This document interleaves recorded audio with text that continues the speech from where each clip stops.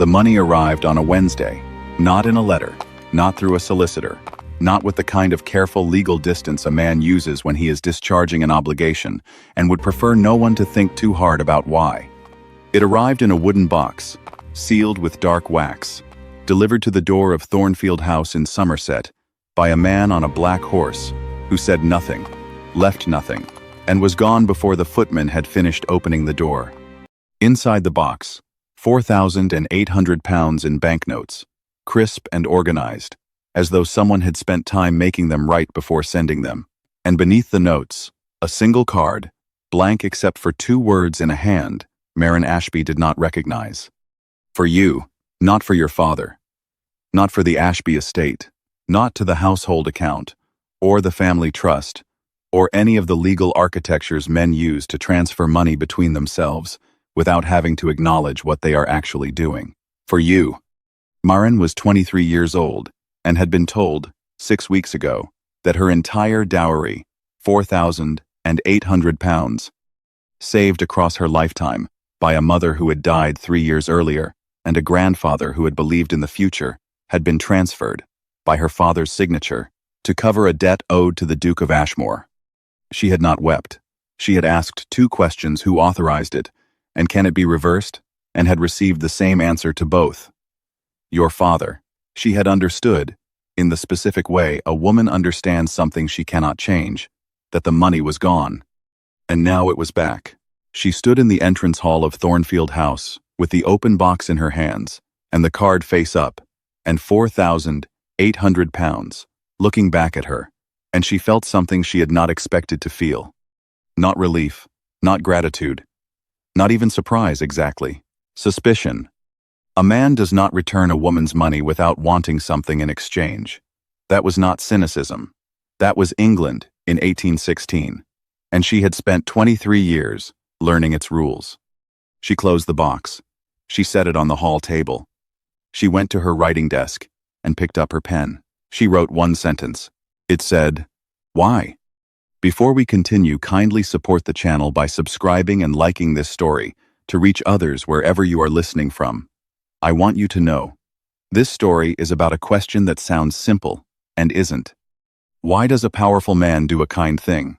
What is he expecting in return? And what happens to a woman who decides she will not accept the answer until it is true? Settle in. The year is 1816, and someone is about to discover that an unexplained act of grace is the most dangerous thing in the world.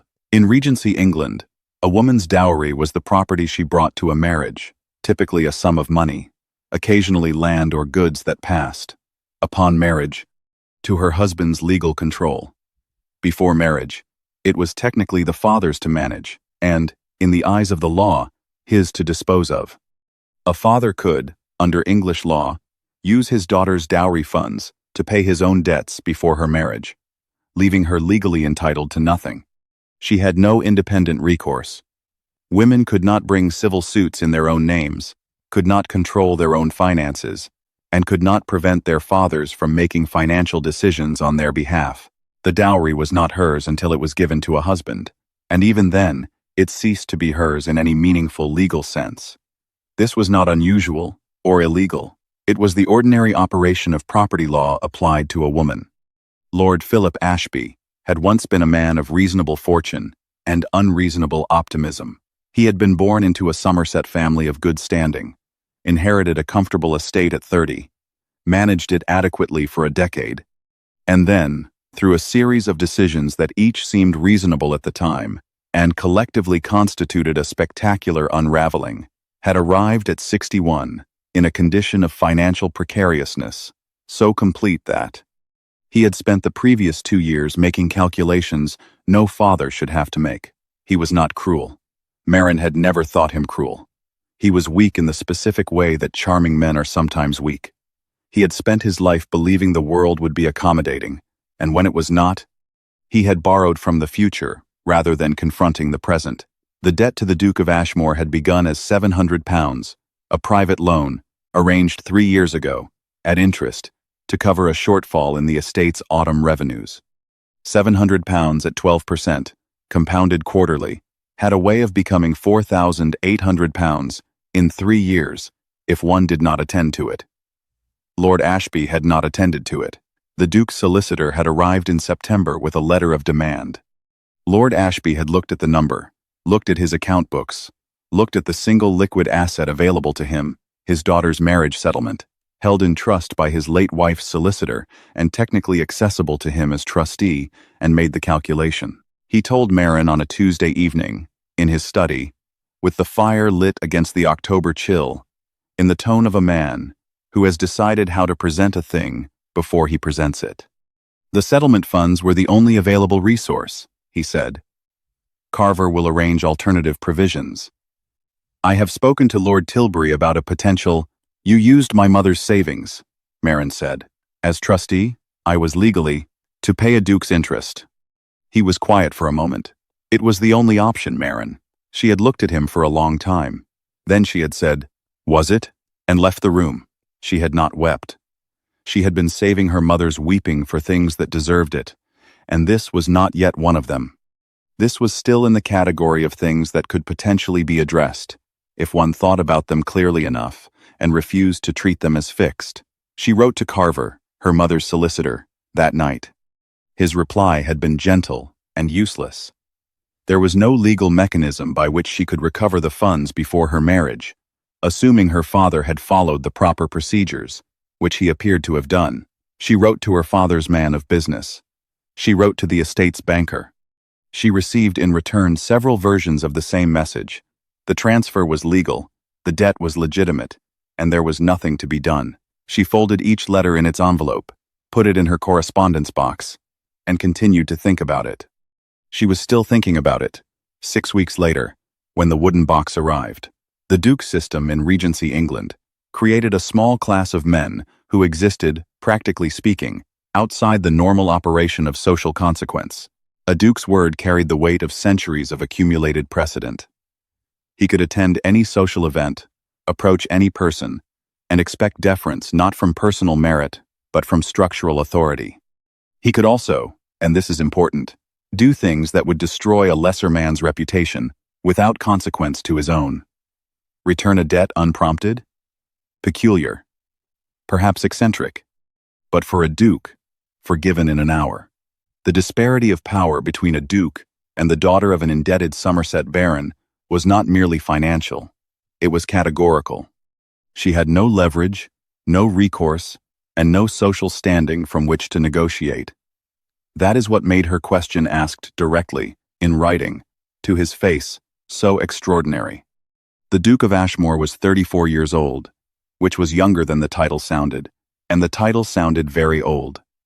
He had inherited it at 26 following his father's sudden death, and had spent the subsequent 8 years learning that a dukedom was less a privilege than a set of perpetual obligations dressed in expensive clothes.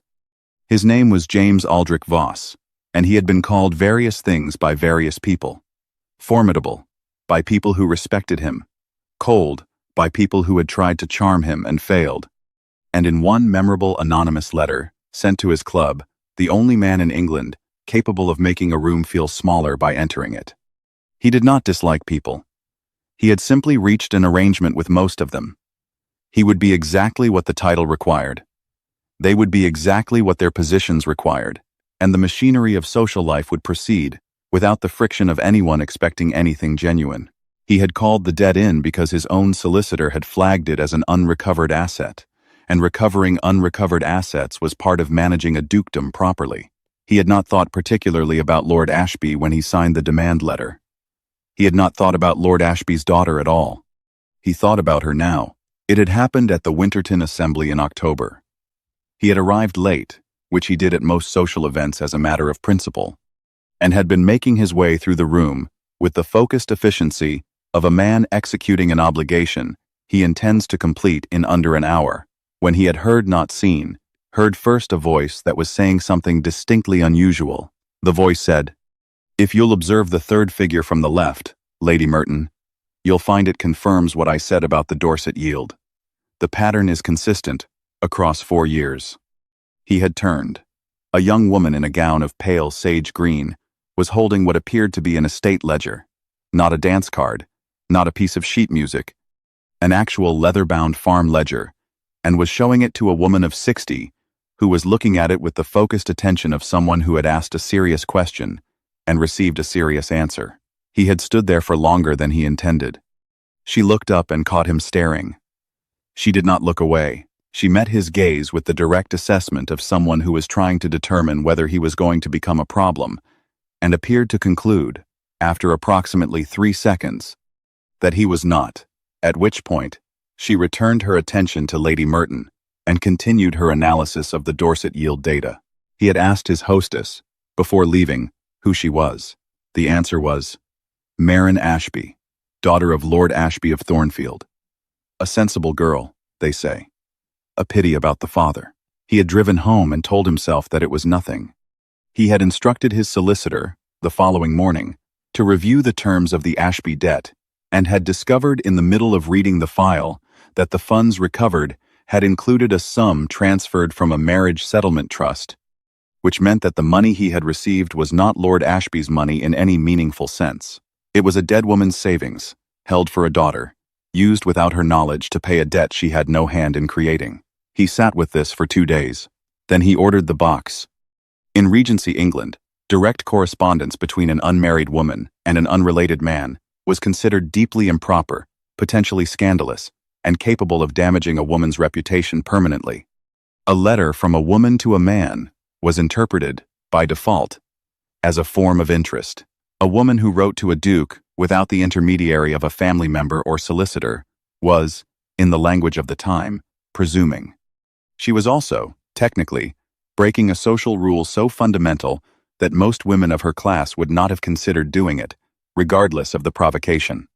The fact that Maren sent the letter directly one word, her name, no intermediary, was itself a statement. She was treating him as an accountable party, rather than an untouchable authority. This was not merely bold. In 1816, it was almost incomprehensible. His reply came 3 days later. It was a single sentence, written in a hand that was precise and slightly impatient, the handwriting of someone accustomed to writing a great deal and doing it quickly. Come to Ashmore on Thursday, if you wish to discuss it. Not an explanation, not an apology, not even a greeting. An instruction, which he had apparently not considered, might be unwelcome. She wrote back immediately, I am not in the habit of traveling to houses to which I have not been properly invited. His reply came the following morning. You are hereby properly invited. Thursday, 2 o'clock. My housekeeper will receive you. She looked at this letter for some time. Then she looked at the box of money, which was still on the hall table, because she had not yet decided what to do with it. Then she looked back at the letter. The argument against going was simple and complete. She had no chaperone available on Thursday. Her father would not approve. Her reputation would sustain a measurable impact from being seen traveling alone to the home of a single duke, and there was no plausible social explanation for the visit that would satisfy anyone who asked. The argument for going was equally simple. She had a question, and he had an answer, and she intended to have the answer before she decided what to do with the money. She wrote to her friend Mrs. Clara Harwick, who was 32 and a widow, and therefore the most useful person she knew in Somerset, and asked whether Clara was free Thursday and would enjoy a drive into the country. Clara, who had been bored since August and found Maren's company superior to everyone else's, said yes. Ashmore Court was 12 miles from Thornfield, and considerably larger than anything the name Court suggested. It was a house that had been added to by successive generations, until it achieved a kind of magnificent incoherence. Tudor wings attached to Georgian additions, attached to something that appeared to be Norman and had no business being there, and the result was a house that looked permanent, in the way mountains look permanent. Not because someone designed it that way, but because no one had ever successfully removed any part of it. They were received by the housekeeper, who was composed and efficient, and showed them to a morning room that contained 3 walls of books and a window looking onto a formal garden that was, in November, the most disciplined expression of dormancy Maren had ever seen. The Duke arrived 8 minutes later. He looked, in his own house, the way powerful men look in spaces designed around their authority, entirely at ease, which was itself a kind of power. He was taller than she remembered from the Winterton assembly. He had the dark hair and the considered expression of a man who spent most of his time thinking before speaking, and who had decided, in the intervening moments between her arrival and his entrance, that this was not going to be a conversation he could manage from the usual distance. He looked at her directly. "Miss Ashby, Your Grace." He glanced at Clara, who smiled pleasantly and immediately became very interested in the books. He sat down. Marin sat down. The morning room arranged itself around them. "You sent a letter with one word," he said. "I had one question," she said. "Ask it. Why did you return the money?" He looked at her for a moment. "Because it was yours," he said. "That's not an answer," she said. "It's the accurate one. It is an accurate fact." She said, "It is not an answer. The money was legally taken by my father to pay a legal debt. You were entitled to keep it. You did not. I want to know why you didn't." He was quiet for a longer moment this time. "I read the provenance of the funds," he said. And your mother assembled them across 17 years, and intended them for your future." "Yes. I didn't want them."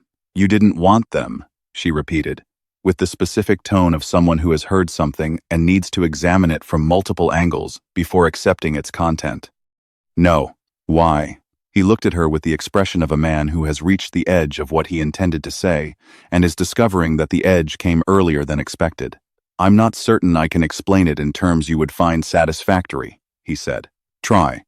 He did not try. He looked at the window. He looked at his hands.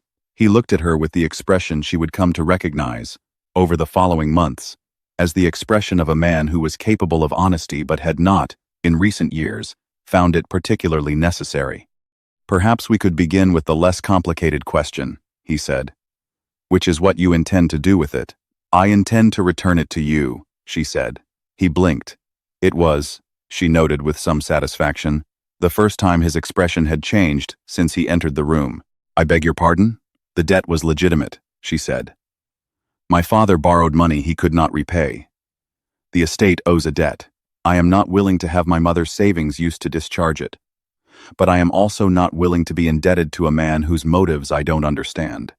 So I intend to find a way to repay the original debt through legitimate means, and return your money to you, and have nothing further to do with any of this." She said this with the calm of a woman who has rehearsed it and believes every word. He looked at her for quite a long time. "That would take years," he said. "Most things worth doing do." Clara, from the bookshelf, produced a sound that might have been a cough. Regency England operated on a rigid system of social obligation in which a debt of honor money owed between gentlemen was considered more binding than a legal debt in some respects, because its violation carried social consequences beyond the merely financial. A man who failed to pay his gambling debts might be expelled from his club, cut by his acquaintances, and rendered socially invisible, regardless of his legal standing. For a woman, there was no equivalent system of financial honor she had. No club, no peer network, no social consequence for financial failure that was distinct from the consequences of existing as a woman in a failing household. The only economic protection available to her was marriage, which transferred her dependencies from a father to a husband. A woman who attempted to manage her own financial obligations, as Marin proposes to do, was not operating within any recognized social framework. She was inventing one. He had not expected her to come. He had, in fact, spent 3 days after her acceptance letter, arrived in a state of mild self-examination that was unusual for him, asking himself what he intended. The question was difficult to answer because the honest answer was that he did not know, which was an uncomfortable thing for a man who was accustomed to knowing. He had returned the money because it seemed wrong to keep it. That was true. He had also returned it, in a way he had not yet fully articulated even to himself, because the image of a woman standing in a Winterton assembly room with a farm ledger and the specific expression of someone who had thought very carefully about something and was not going to pretend otherwise, that image had stayed with him. And there was a quality to the money, after he learned its provenance, that felt like a weight he had not expected. He had not examined these things before sending the box. He had simply sent it. And now a woman with dark eyes and a practical vocabulary was sitting in his morning room, proposing to repay the original debt herself. over years, from an estate that was technically not hers, through mechanisms that did not legally exist, with the composure of someone who had thought about it more carefully than he had thought about anything recently. He found this considerably more interesting than he had anticipated. "You can't repay it yourself," he said. "You have no legal standing to negotiate estate debts." "I'm aware of the legal situation," she said. "I've been managing the Thornfield home account since I was 16. My father's attention is not reliably applied to figures. Managing home accounts is not the same as—" "No," she agreed. "But I know the estate's productive capacity, its revenue timeline, and the approximate figure by which its expenditure exceeds its income and why. I have a plan." He stared at her. "You have a plan," he said. "I have the beginning of one. It requires a solicitor willing to act on behalf of the estate without my father's direction, which is the part I haven't solved.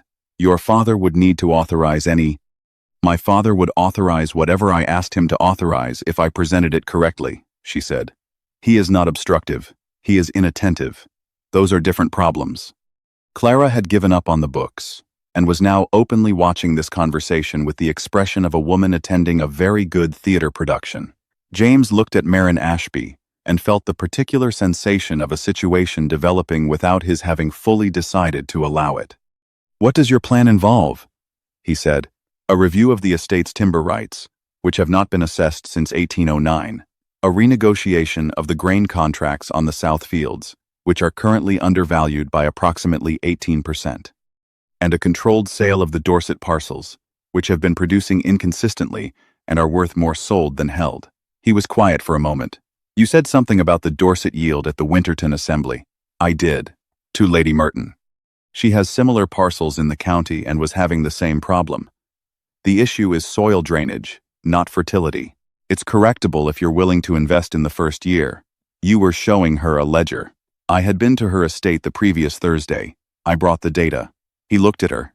"You brought a ledger to a ball." "It was an assembly. And yes, I had the information, and Lady Merton had the problem. It seemed wasteful not to address it while I had the opportunity." He felt something that he had not felt in a professional context in some time. The desire to continue the conversation. Not to conclude it, not to manage it to a satisfactory outcome, but simply to keep it going, because the direction it was taking was more interesting than anything he had been required to think about all week. He made a decision that he would, later, identify as the moment when everything began to move. "I have a solicitor," he said. "Carver, not your family's Carver, a different one. Good man. He handles things that require discretion. If you want the estate's books reviewed by someone who won't discuss it at his club, he's available." Marin looked at him with the expression of someone encountering an unexpected variable. "Why would you offer that?" "Because if you're going to repay a debt through legitimate means, you'll need someone to structure the mechanism. And if the mechanism fails, the debt remains mine, and I would prefer not to spend the next decade in correspondence with your father about interest payments." It was, he acknowledged to himself, not the real answer. But it was an answer she would find plausible. She studied him for a moment, with the assessing attention he was beginning to recognize as her default mode. "You're helping me repay a debt to you," she said. "I'm providing a professional resource to facilitate a transaction that benefits both parties," he said. "That is an elaborate way of saying yes." "Yes." Clara, from across the room, made a sound that was definitely not a cough. The management of a Regency estate was, in practice, an enormously complex task that required knowledge of agricultural cycles, tenant law, timber rights, grain markets, drainage systems, and the interlocking network of contracts and obligations that governed rural England. Most large estates employed a land steward, a professional manager, who handled the day-to-day realities, while the owner attended to social and political obligations. A woman who understood this machinery, as Marin does, would have acquired that knowledge through observation and reading, rather than through any formal education, since formal education in estate management was not available to women. What she is doing, in effect, is performing the function of a steward while having no official standing. And she is doing it better than the man whose job it technically is. The arrangement with Carver James's Carver, a Mr.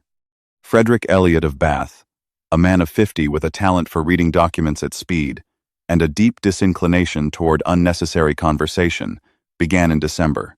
Marin visited his offices twice, with Clara as her companion, and spent 4 hours in each visit going through the Thornfield estate accounts with the systematic attention of someone who had been waiting to do this with someone competent for a long time.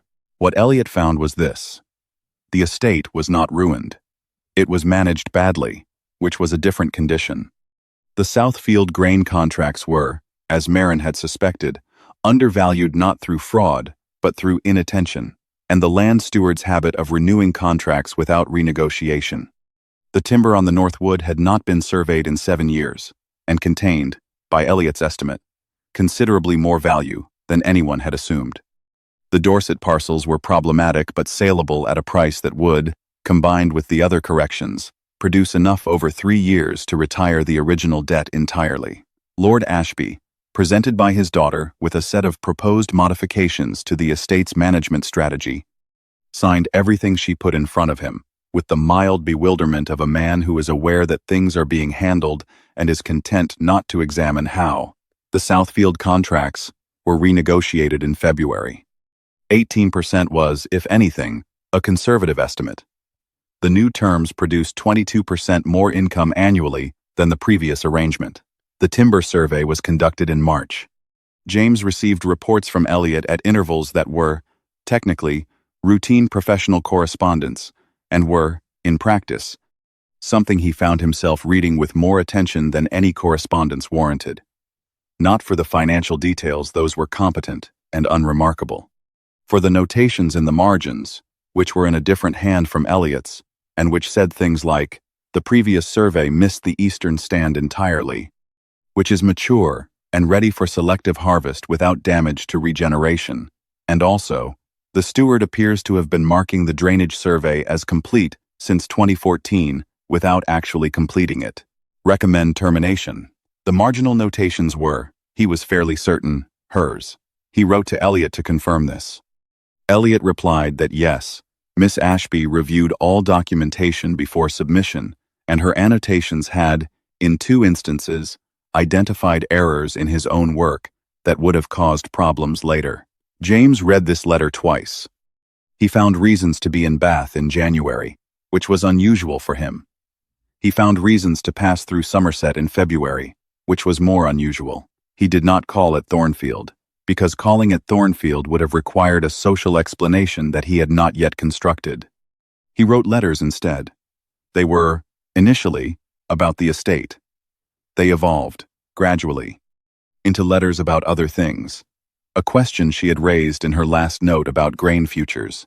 She had asked whether the London market or the Bristol market offered better pricing for Somerset wheat, a question he had actually had to consult about before replying, a point she had made about drainage that had led him to reread an article on the subject, and then to a disagreement with the article's conclusions that he wrote out in 3 paragraphs, which she replied to in 5. She wrote with the same quality she brought to everything, direct, precise, and entirely unpretentious about what she knew and what she didn't. When she didn't know something, she said so. When she disagreed, she said that too, without the elaborate softening that most people used when disagreeing with someone of his rank. He had not had a correspondent who disagreed with him in some time. He found it unexpectedly necessary. In March, she wrote, "I should tell you that my father has begun asking about the correspondence." He wrote back, "What have you told him?" She replied, "That I am in contact with a solicitor regarding the estate review. This is true." He replied, "Is it sufficient?" She replied, "For now. But I think you should know that Lady Ashworth told my father last week that you were seen driving through Frome in February, which is not on the direct road to anywhere you have any business going. My father mentioned it at dinner, and I did not comment. I thought you should be aware that the geography of Somerset is being tracked." He looked at this letter for a long time. Then he wrote back, "I think we should meet in person to discuss the Dorset sale. Would Thursday suit?" Her reply was immediate. "That is not about the Dorset sale." His reply was also immediate. "No. But it's the reason we can give." A pause. Then, "Thursday suits." They met, for the 3rd time, in Bath rather than Ashmore, because Bath was neutral ground and neutral ground was easier. Clara accompanied Marin, as she always did, and this time had the grace to develop a sudden, strong interest in a milliner's shop 2 streets away, and agreed to return in 90 minutes. They walked. James had not expected to walk. He had envisioned a drawing room, which was a space with furniture and social convention, and the useful architecture of formality. But Marin had arrived in walking dress, with the air of someone who had decided how this was going to proceed, and he had found himself in step beside her before the drawing room option had been fully considered. It was April. Bath was warm. The streets had the pleasantness of a city that knows it is performing pleasantness, and has made peace with the performance. The Dorset parcels, she said, because she was Marin, and she began everything with the actual topic. The Dorset parcels, he agreed. Elliot's valuation came in at 11,000. I expected 10 at most. The eastern boundary is more productive than the survey suggested. Yes, which means that if the sale proceeds at that price, combined with the timber and the revised grain income, the original debt is retired by the end of the year. She was quiet for a moment. And the returned funds, she said, those are yours. They were never properly yours to return. The debt was valid. You were entitled to them. I know, he said. I returned them anyway. They walked. I still want the answer, she said. You gave me a version of one in November, and I have been thinking about it since, and it doesn't satisfy. I know it doesn't, he said. Then give me the real one. He looked at the street ahead. He looked at the people going about their April morning. He looked at a woman walking a very small and self-important dog. He looked, eventually, at Marin. I saw you at Winterton, he said. With the ledger. I remember. You looked up and saw me staring and concluded I wasn't going to be a problem, and went back to what you were doing. She was quiet. Most people, he said, take longer to dismiss me. Some people never manage it. You did it in about 3 seconds. I was in the middle of explaining something. I know. That's... He stopped. He was not, ordinarily, a man who stopped in the middle of sentences. That's the part I couldn't explain. I read the provenance of the money the next morning and understood what your father had done, and the money felt wrong in my possession. But I had also been thinking, since Winterton, about the fact that you dismissed me in 3 seconds in favor of an agricultural analysis, and those two things were connected in a way I couldn't or didn't try to fully examine. Marin walked. You returned my mother's savings, she said carefully, because you found me interesting at a party. That is a reductive summary, he said. Is it inaccurate? A pause. Not entirely, he admitted. She appeared to think about this for some distance. That is the most honest answer you've given me, she said. Yes. It is also the one most likely to create a complicated situation. Yes, he said. I'm aware, because now I have to figure out whether the money was a transaction, she said, or whether it was actually what you said it was, which is that you simply didn't want it. It was both, he said. I think it was both. I didn't plan either part. She stopped walking. She looked at him with the full gray directness she brought to everything. And it was, he thought, the most thoroughly examined look he had received in recent memory. If it was a transaction, she said, I am going to repay it, and we are going to be done. And I will be polite at every social function we subsequently attend, and that will be the end of it. And if it was not a transaction, then we have a different problem, which is that I don't know what to do with something that isn't a transaction, because transactions are the only mechanism I understand for dealing with men who have power over my circumstances. He looked at her. It was not a transaction, he said. She absorbed this. Then we have a problem, she said. Yes, I don't like problems I can't structure. Neither do I, he said. But here we are. Clara reappeared at the end of the street with a hat box and an expression of deliberate innocence. Marin looked at her. Then she looked back at James. Thursday, she said. But not about the Dorset sale. In Regency England, a woman's reputation was, in the bluntest terms, her most valuable and most fragile asset. The concept of a woman's honor was tied entirely to her sexual and social behavior, and rumors, even rumors without foundation, could end a woman's social life. permanently.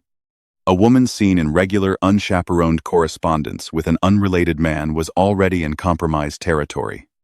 A woman whose financial circumstances were tied to that man's decisions was additionally vulnerable to the interpretation that she was performing favors in exchange for financial accommodation. This interpretation would not require any evidence. It would require only the suggestion, in the right ears, in the right drawing room. The threat that materializes in Chapter 7 is not unusual or extraordinary. It was the standard weapon available to anyone who wished to damage a woman in Regency England, and it required no evidence, no witnesses, and no court. It required only the willingness to speak. The letter arrived in May, addressed to James. It was from a man named Aldous Crane. Crane was a man he knew slightly and disliked more than slightly. A younger son of a good family, who had spent the decades since his modest inheritance, leveraging his social position into influence he had not earned. Through the combination of strategic gossip and the specific English talent for implying things he could not state directly, the letter was polite. It expressed concern. It noted that a certain Miss Ashby of Somerset had been observed, on multiple occasions, in private correspondence with a prominent duke, and that her visits to the offices of a Bath solicitor associated with said duke had been noted, and that given the young lady's financial circumstances, her father's position being, of course, common knowledge in the county, it would be a shame if such observations were to reach the wrong ears. The letter did not say anything directly. It did not need to. The implication was complete and precise. Pay me to stay silent, or Marin Ashby's reputation is destroyed. James read the letter once. He read it again. Then he did something he did not normally do. He sat very still for a long time, and felt something that was not entirely unlike rage, which was an emotion he had not required in some years, and which arrived, when it did, with considerable force. He sent for his secretary. He sent for Elliot. He considered, and then discarded, the option of simply paying Crane the amount implied, not because he lacked the funds, but because men who received payments did not stop. They escalated. He considered going to Crane directly and making his position clear in terms that would not require a solicitor. This option had a certain appeal. He discarded it because it addressed the symptom and not the problem. The problem was that Marin's position was vulnerable not because of what she had done, but because of how it could be interpreted, and that vulnerability did not end with Crane. It could only end with either the connection ceasing or the connection being legitimized. He sat with this for a full evening. Then he wrote to Marin. The letter was 5 paragraphs. It explained the situation with Crane precisely. It acknowledged that this situation was a consequence of his own decision to involve himself in her affairs. It did not, as he had perhaps once thought he might, offer a convenient withdrawal, the polite suggestion that they cease correspondence, and both pretend this had not happened. It said instead, in the 4th paragraph, I am aware that I have no right to ask you anything. I am aware that what I am about to write has no equivalent framework in any normal social transaction. And I am also aware that you have identified the absence of such frameworks as the specific difficulty. So I am going to say the thing directly, without the usual architecture of indirection, because you have spent 6 months being direct with me, and it seems only fair to return the quality. I would like to know whether you are willing to entertain the possibility of a future that is not structured as a transaction. Not immediately. Not as a response to Crane's letter, which I intend to address separately and on my own terms, but as a thing that exists in the background of what we do next, while we figure out the rest. She read it 4 times. This was unusual for her. She was a woman who read things once, formed a clear impression, and acted on it. The fact of reading it 4 times was itself information. The first time, for content. The second time, for what was not said.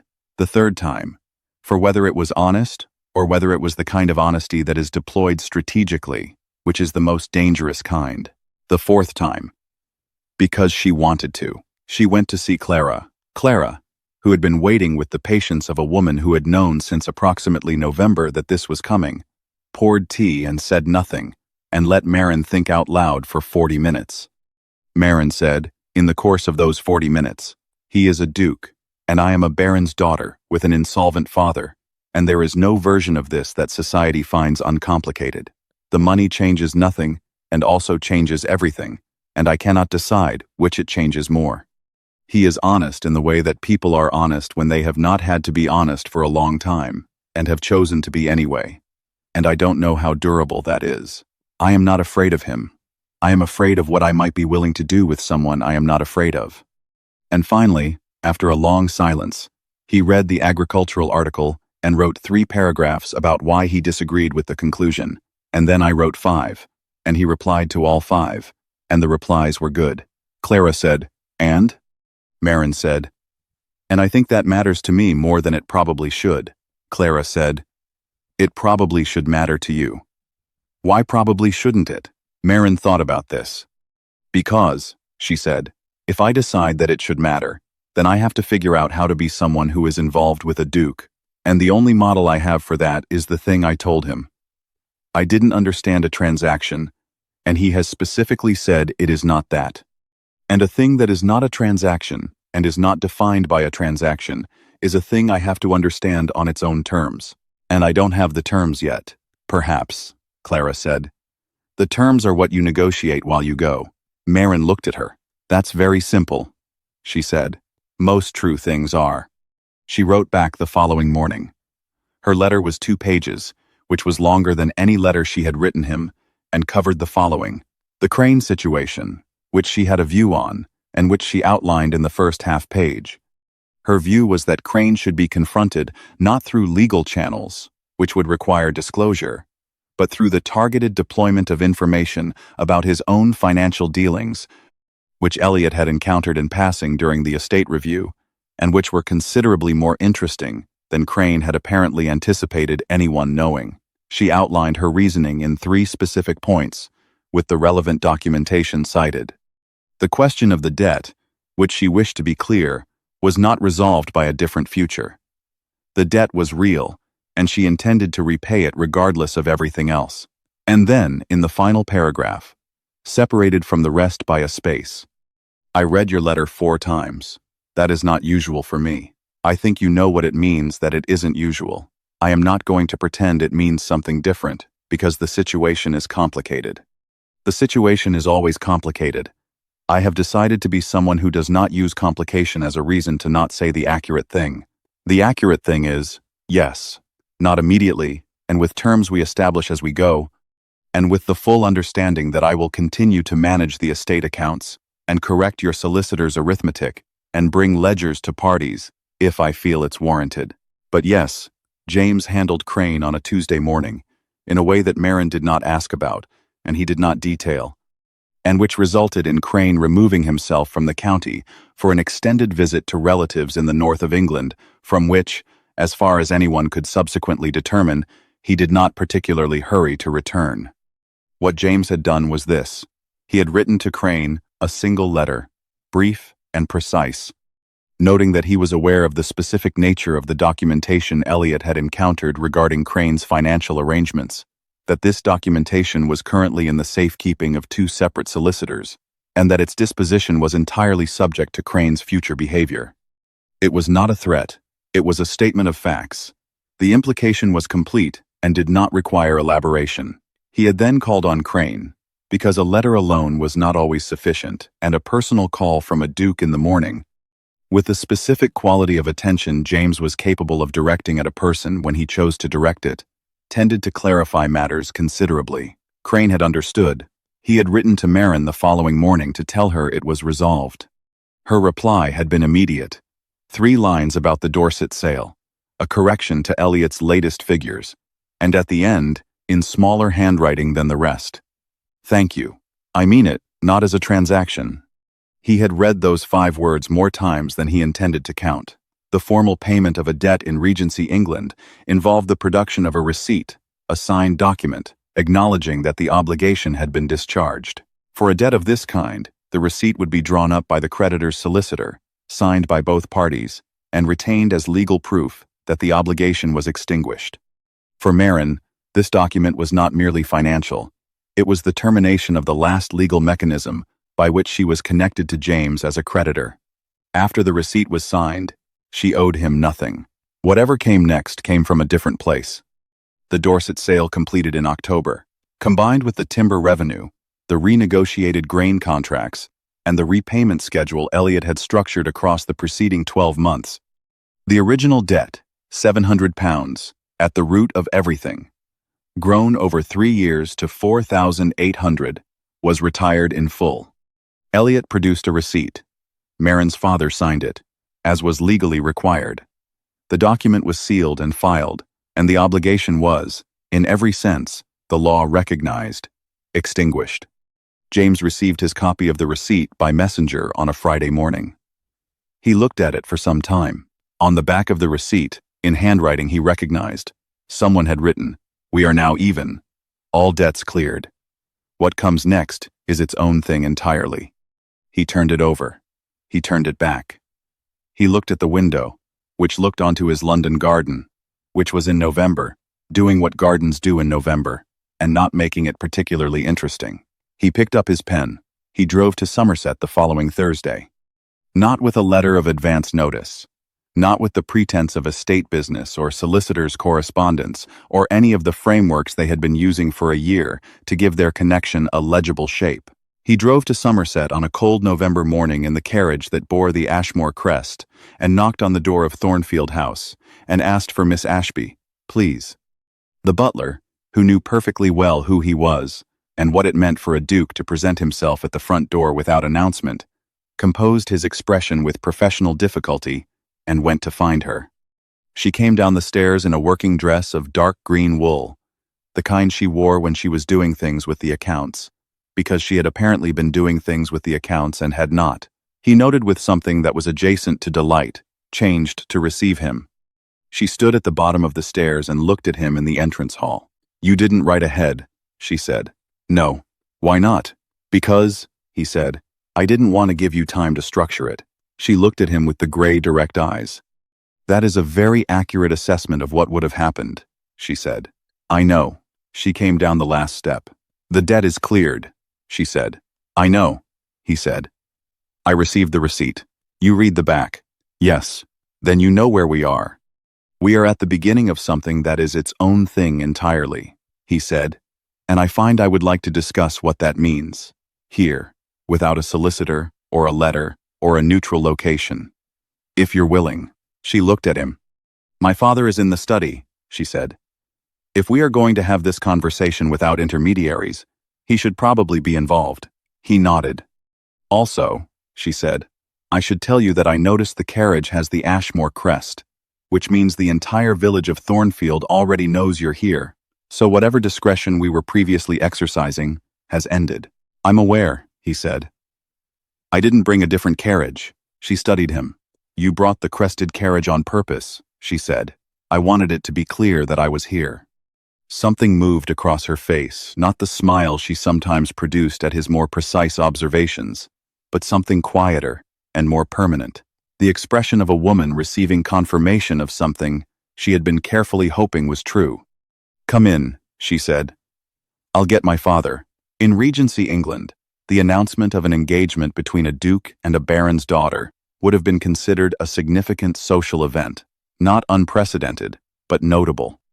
The engagement notice in the Morning Post was the formal public mechanism by which such arrangements were communicated to society at large.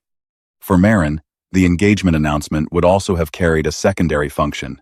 It would render every previous interpretation of her correspondence and meetings with James retroactively respectable, erasing the potentially scandalous reading of the previous year's events.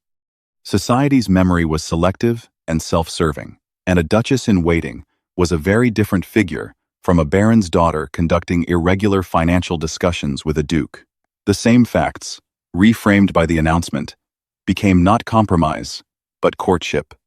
The engagement notice appeared in the Morning Post on the 3rd of November, 1817, beneath a report on parliamentary proceedings and above a notice about a missing spaniel.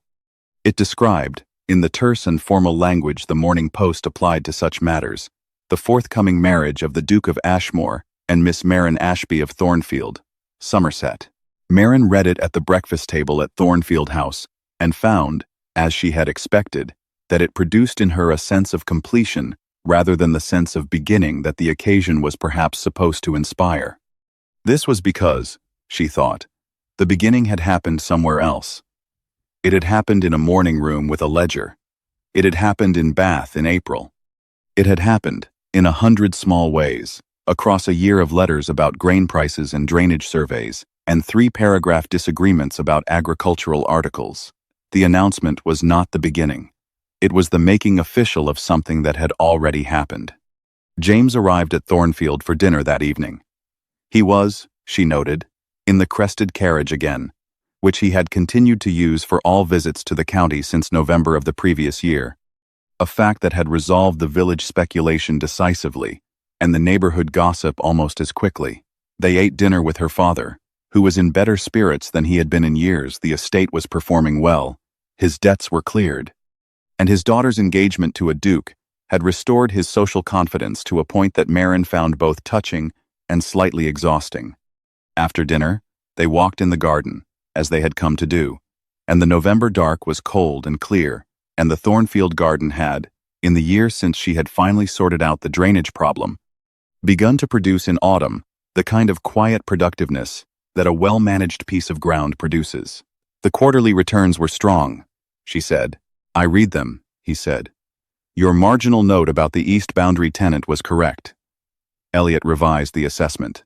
He was annoyed about it. Elliot is always annoyed when he's been corrected. He gets over it. She looked at the garden. I still think about the box sometimes, she said. What do you think? I think you were right that it was both things at once. That it wasn't a transaction, but it wasn't entirely separate from the fact that you'd seen me at Winterton, and those two things existed at the same time. Yes, he said. I spent a long time trying to determine which it was, as though one would make it acceptable and one wouldn't.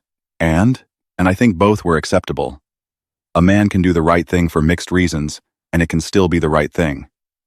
She paused. What I actually wanted to know, what the why question was really asking, was whether you were going to be someone who could tell me the true answer when it was inconvenient. He was quiet. And, he said. And you did, she said, eventually. He looked at her with the expression that had replaced, over the course of a year, the controlled blankness she had first encountered, not unguarded, exactly, because he was not a man who would ever be entirely unguarded, but present in a way that required less management. It took me longer than it should have, he said. Most things do, she said. It didn't matter. In the end, the garden was quiet. The November stars were making an argument above Thornfield that had nothing to do with grain prices or timber rights or the Morning Post. Somewhere in the house, a lamp was lit, warm against the dark. You know, he said, that I intend to continue disagreeing with your conclusions about the drainage article. I know, she said. You're wrong. But I appreciate the commitment. I'm not wrong. You are. I'll send you the new paper from Edinburgh. It addresses your exact objection and refutes it. He looked at the sky. Then he looked at her. Then he made the specific sound she had come to identify as the sound of a man who is losing an argument and has decided to find it acceptable. Send me the paper, he said. I will, she said. It's very good. They walked. The cold was sharp and clean. The garden was quiet and producing, and the house was warm, and the estate that had been built and rebuilt, and very nearly lost, was standing in the Somerset dark, in good order. The debt, finally and entirely, was paid. Everything else was just beginning. Marin Ashby and James Voss are fictional. The world they move through is not. In Regency England, a woman's financial existence was almost entirely mediated by men. Her father, before marriage, her husband, after. The mechanisms Marin uses, managing accounts informally, operating through a solicitor who technically answers to her father, using social intelligence to navigate systems not designed to include her, were exactly the tools available to capable women in this period. Not formal authority, not legal standing, competence deployed through whatever channels were accessible. The dowry system, the practice of a woman bringing money to a marriage that immediately ceased to be hers, was not reformed in England until the Married Women's Property Act of 1870. A father's right to use those funds before marriage was, as Marin discovers, entirely legal. The woman had no recourse, except the one Marin invents, making the estate perform well enough that the question became moot. The women who did this, who managed estates informally, who understood agricultural economics better than the men who were supposed to understand it, who kept the farms running while their fathers and husbands attended to other things, are largely invisible in the historical record. They left account books. They left marginalia. They left estates that performed better than they had any reason to perform given who was officially in charge. We do not, in the main, know their names. Marin's note at the bottom of the receipt, "We are now even. All debts cleared. What comes next is its own thing." Entirely is, I think, the sentence these women would have wanted to write. To the world that underestimated them. To the systems that tried to own them. To the men who arrived, eventually, with different intentions. We are even. What comes next is ours. If this story reaches you, kindly support the channel by subscribing and sharing this story to reach others. If you found yourself in April in Bath, or in November in the garden, or reading the back of a receipt, I want to know. Tell me in the comments where you were listening from. And if you know someone who needs to hear a story about a woman who asked why, and kept asking until the answer was true, share it. These stories are for all of us.